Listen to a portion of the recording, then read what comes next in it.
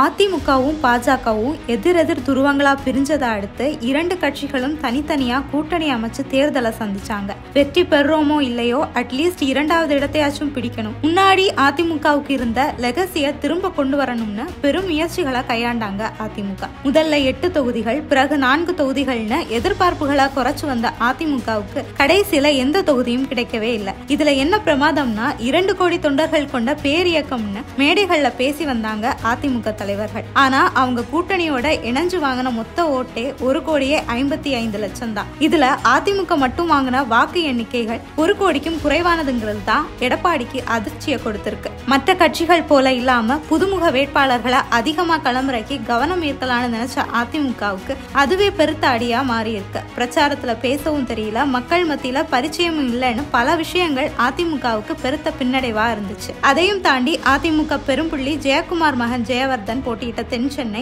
ஜெயபெருமாள் போட்டியிட்ட ராமநாதபுரம், நாராயணசாமி போட்டியிட்ட தேனி, ஜான்சி ராணி போட்டியிட்ட நெல்லை, பசுபதி போட்டியிட்ட வேலூர், சிங்கை ராமச்சந்திரன் போட்டியிட்ட கோவை, சரவணன் போட்டியிட்ட மதுரை, அசோகன் போட்டியிட்ட தர்மபுரி, லோகேஷ் தமிழ்செல்வன் போட்டியிட்ட நீலகிரி உள்ளிட்ட 9 தொகுதிகள்ல 3ஆம் இடத்தை தான் அதிமுகவால பிடிக்க முடிஞ்சிருக்கு. அதே போல நசரேத் வசலியான் போட்டியிட்ட கன்னியாகுமரி, தமிழ்வேந்தன் போட்டியிட்ட புதுச்சேரின்னு 2 தொகுதிகள்லையும் அதிமுக 4ஆம் இடத்துக்கு தள்ளப்பட்டு டெபாசிட்டையே இழந்திருக்கு. 2014 37 தொகுதிகளை ஜெயிச்ச ஜெயலலிதா தலைமையிலான அதிமுக அடுத்த 10 ஆண்டுகளுக்குள்ள ஒரு தொகுதியில கூட வெற்றி பெற முடியாத நிலை தொண்டர்களுக்கு அதிருப்தி ஏற்படுத்தி இருக்கு. ஏற்கனவே தேர்தல் முடிவுகளுக்கு பிறகு அதிமுக தலைமையில சிக்கல் எழலான்னு பேச்சு அடிபட்டுட்டு வந்துச்சு. அதிமுகவோட இந்த தோல்வி எடப்பாடி தலைமையிலான சிக்கலை மேலும் தீவிரப்படுத்த வாய்ப்பு இருக்கிறதா ஆல்ரெடி தகவல்கள் உலாவர ஆரம்பிச்சிடுச்சு.